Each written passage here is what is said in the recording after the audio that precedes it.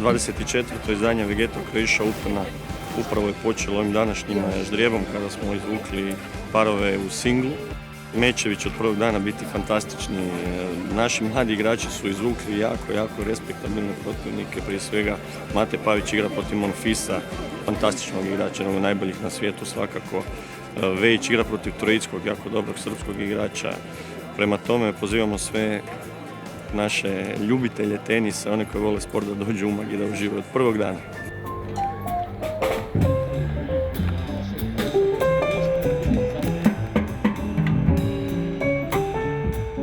Specifičnost i bogatstvo ovog turnira je da nas svaki put iznenadi svojim posebnostima koje su karakteristične i koje su vezane za ovaj turnir.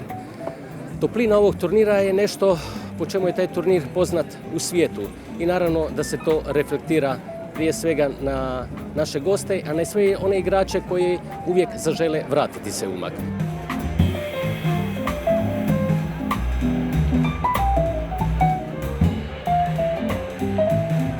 Mislim da smo uspjeli ove godine unaprijediti još dosta elemenata u samom eventu i prvenstveno iz razloga ljudi, partnera, sponzora koji nas u tome podržavaju.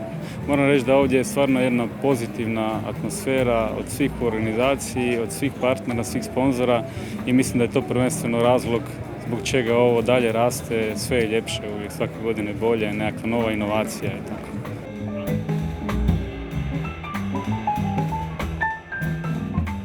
To je divna manifestacija, stvarno, ne samo za Umag, za cijelu Istru, za cijela Hrvatska. Jer taj događaj sve više i više se širi u smislu puno sadržaja, a to je krasno. To je, možemo reći, međunarodno, internacionalno, bih rekla. Jedna manifestacija stvarno posebna.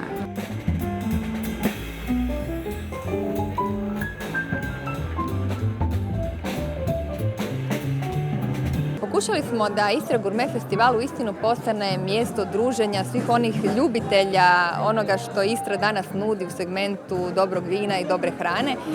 Tako da je Taste Istria zona pripremljena na način da ljudi se mogu šetati između pojedinih punktova naših partnera u ovoj zoni, da se ugodno druže, razgovaraju i kušaju ono što im nudimo.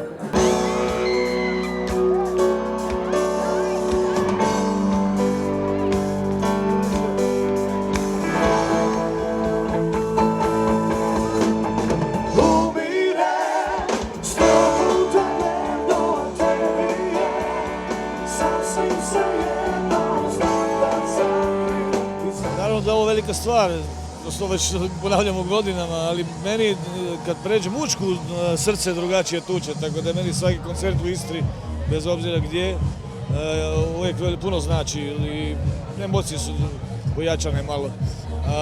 ATP ne znam već koja godina da nastupamo ovdje i zahvaljujem se organizatoru na povjerenju. Onaj ko te ljubi srce, neka je,